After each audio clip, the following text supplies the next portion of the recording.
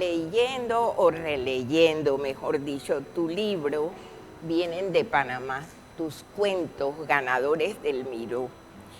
Y te voy a recordar los versos que transcribiste de Lope de Vega, escritor español, dramaturgo, el monstruo de la naturaleza, que a pesar de que no vino nunca a esta tierra, no vino a Panamá, sin embargo la tiene presente.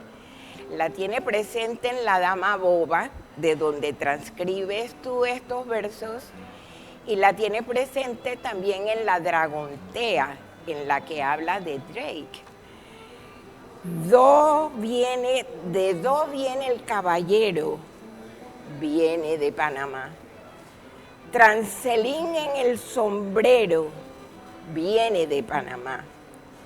Cadenita de oro al cuello, viene de Panamá. ¿Tú vienes de Panamá? ¿Cómo no?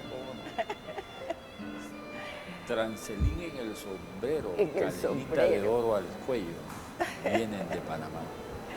Así es. Ese cuento, en realidad yo traté de escribir una novela corta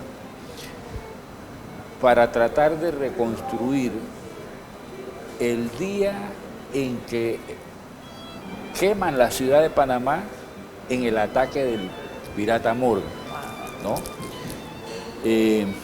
Yo estudié los planos de la ciudad, caminé por la ciudad, me imaginé la ciudad, hice muchos estudios sobre el lenguaje del siglo XVI para poder escribir una historia verosímil sobre la vida cotidiana en Panamá, qué ocurría en la ciudad de Panamá, cómo vivía la gente, qué hacían, cuáles eran los negocios, la vida cotidiana, y yo asumo el narrador de la historia es un poeta, Juan de Miramontes y Suazo. Ah, caramba, apareció Don Juan. Sí, que es un poeta real. Sí. Entonces, como poeta, él estaba enterado de lo que escribía Lope de Vega. Y por lo tanto él recuerda, ¿no?, las cosas que decía Lope de Vega de Panamá, porque él viene a Panamá y queda sorprendido de toda la actividad que hay en la ciudad. Entonces él, por primera vez, no tiene dinero, está sin blanca, como sin dinero, y se dedica a escribir poemas para que los españoles enamoraran a las mujeres. Ese era un oficio de la poesía. ¡Qué oficio más lindo! Cómo escribir epitafios a los soldados muertos, ¿no? Ese era un oficio. Entonces, el oficio de este poeta era escribirle poemas a mujeres para que los hombres las enamoraran.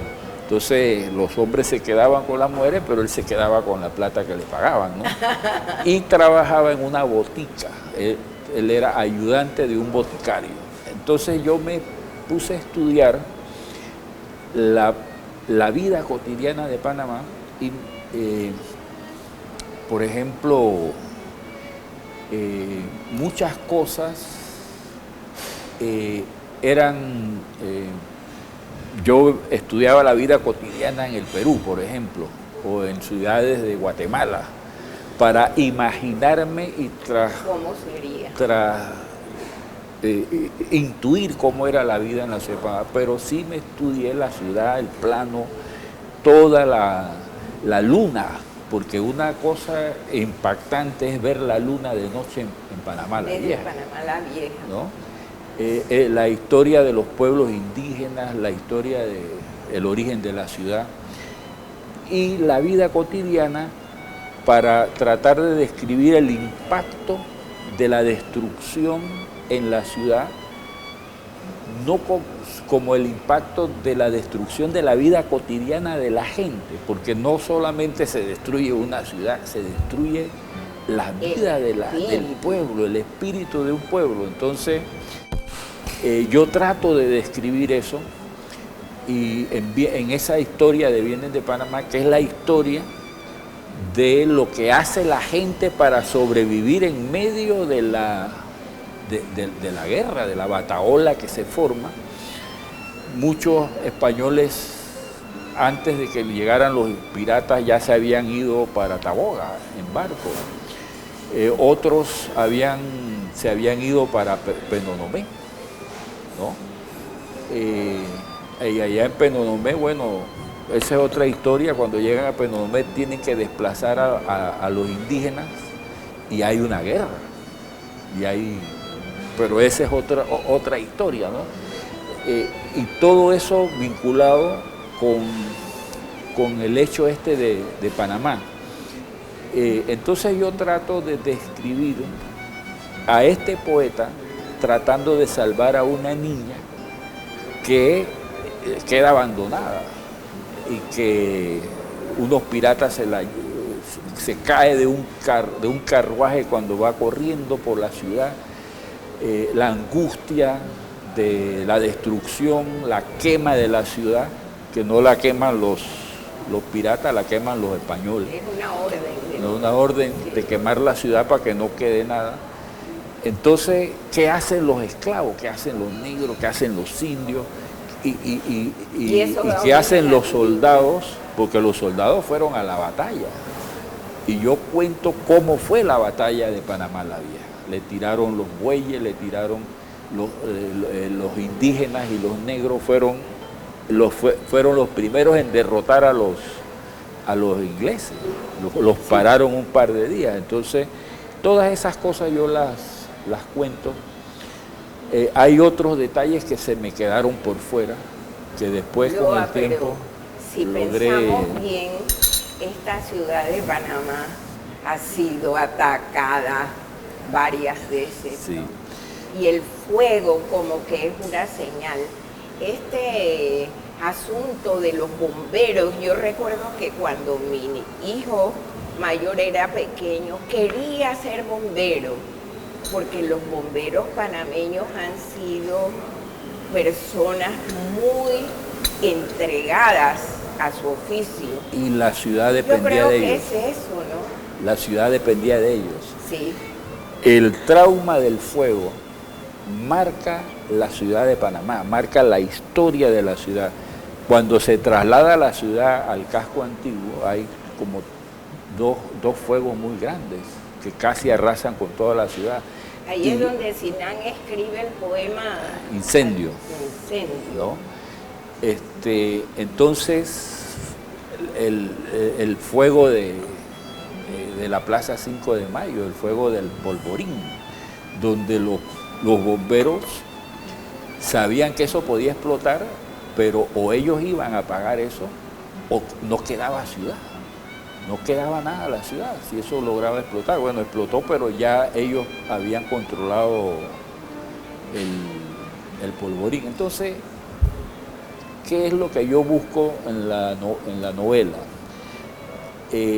Panamá tiene una historia, o sea, no es nada más la historia política, la historia social, la historia del poder, es la historia de la gente, cómo sobrevive la gente, qué piensa la gente, qué quiere la gente, qué quería la gente en Panamá la Vieja. ¿Cómo se expresa? Ajá, ¿cuál es el lenguaje? El lenguaje te abre la puerta del espíritu. Entonces, ¿qué pensaba la gente? ¿Para qué servía la comunicación?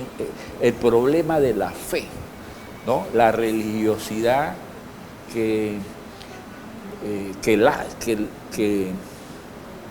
es un residuo, es un sustrato cultural del panameño. El panameño tiene una fe religiosa enraizada, aunque nosotros no querramos reconocerlo.